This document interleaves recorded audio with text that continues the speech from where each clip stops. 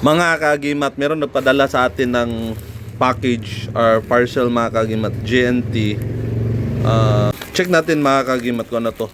Muntik ko nang na-check na open kanina, pero naalala ko na i-video ko na lang para malaman natin kung anong laman.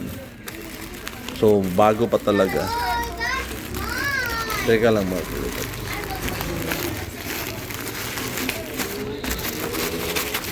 Oops. Ang laki pala. Kailangan siyang lahat. Kasi malaki. Oops. Nahulog. Ano? Check natin kung anong laman. So I think ito lang ito. Bubble wrap lang pala ito mga kagimat to. Masyadong malaki. Tapos ito wala na. So check natin kung anong laman nito. So masyadong matibay mga kagimat at malaki. Tingin ko mga mga mutya din to. Kailangan natin ng gunting. Kuha tayo ng gunting. Ito mga kagimat, gamit tayo ng gunting. Teka. Baka magunting natin yung laman.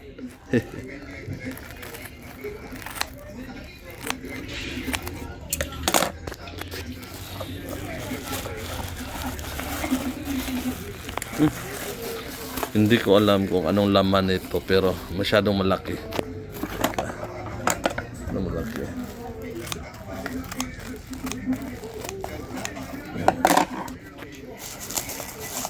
Okay. I think kayo mga kagimat, na ba kayo? Meron din ba nagpapadala sa inyo? Check natin para malaman natin kung ano to, anong visa, anong laman. Ay mga kagimat, bawal palang sabihin kung sino nagpadala kasi meron tayong tinatawag na data privacy. Once na natin ang data privacy ng isang tao, bawal yan mga kagimat. Bawal sa YouTube. Kasi meron protektahan na ang tao. Okay, ito na. Oops. Mga iba't ibang uri na mga mutya. Sinurinder ito sa atin mga kagimat. Okay. Wala nang laman. Wala na. Tapon na natin yun. Check natin.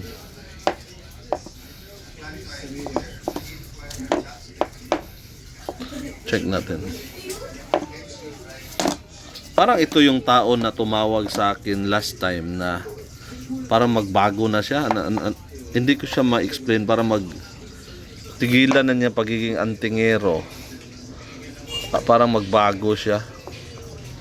Or meron siyang mission sa buhay na yung pagiging antingero, iwan na niya, o hindi ko maklaro yung anong purpose niya. Ito is magnet mga kagimat.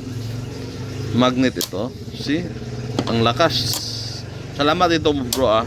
Ang magnet mga kagimat ay gamit natin to pag-check ng isang item, ang object na merong content na metal or iron. So ma-check kaya yung ibang mga bato na mamagnet. At sabi nila meron ng kapangyarihan, pero para sa akin wala yung kapangyarihan. Meron siyang content na iron or metal ang isang bato, kaya na magnet. So importante din to mga kagimat. Okay, so marami dito. I-check natin lahat. Mga bato mo. Okay, ito magnet. Nung una natin nabuksan, next na yan sila. Tapo natin to, hindi to kasali.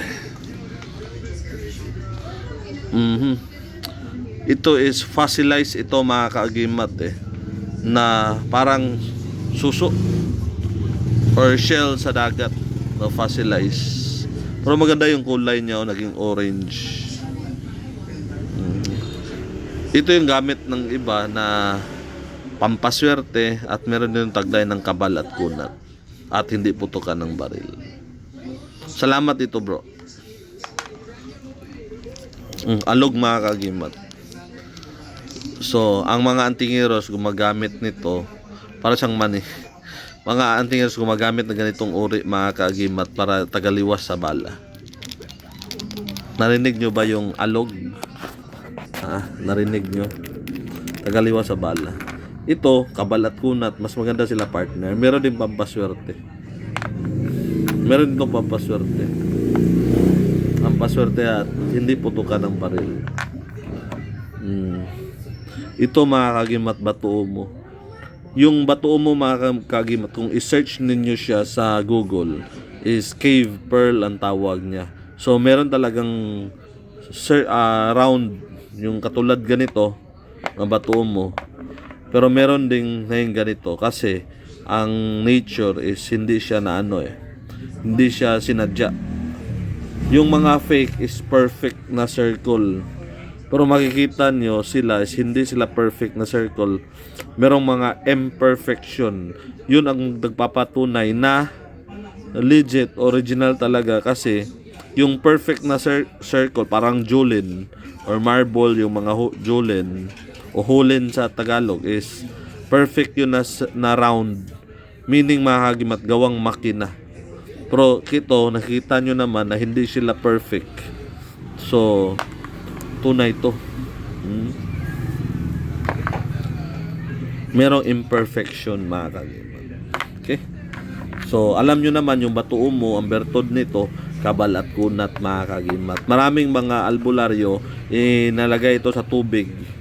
Tapos, riniritualan, iniinom tubig para magbigay ng lakas sa katawan. Ito yung mga gamit nila. Ito. Ano yun kanina? May nahulog. May nahulog mga kagimat. Mga linta mga kagimat. Mga linta.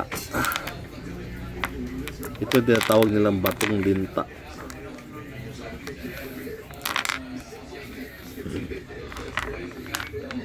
Ito mga kagimat, mga linta. Ito mga kagimat.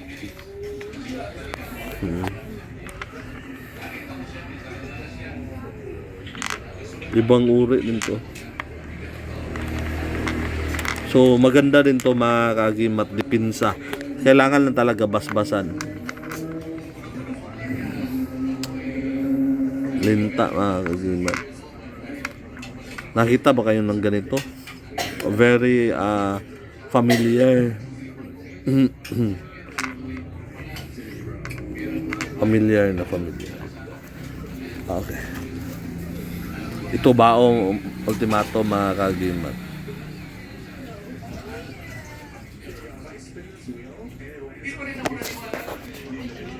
So, yung loob nito mga kaagimat ay i-check natin kung buo pa ba, kasi i-check natin kung yung laman, kung galing sa atin mas malakas to, kung hindi ba iniba, kasi feeling ko tinanggal or may changes. So hindi ako sigurado, pero i-check natin, tapos i-polish natin, pagandahin yung laman, gawa natin para maging mas malakas at mas mabisa. Ritualan natin mga kagimat para talaga mas lalong lumakas siya. So ito yung mga gamit mga kagimat na pinadala sa atin. Salamat sa iyo bro sa padala mo. Importante to. So good luck sa iyo kagimat. Kung ano man ang plano mo sa buhay, kung gusto mo na magbago, isurrender mo na yung gamit mo dito sa akin, or kung merong mga gabay na hindi mo sila kayang kontrolin kasi sobrang mga malalakas, hindi mo kinaya, salamat at nagtiwala ka sa akin. At huwag kang mag-alala, dasal ka lang palagi sa Diyos kasi siya naman ang bigay ng kapangyarihan sa lahat, at patuloy lang sa misyon mo sa buhay. Maraming salamat Kaagimat. Sa mundo ng kababalaghan at hiwaga, Ako ang iyong kaagimat na si Paraon. Marami pong salamat sa inyong panunood.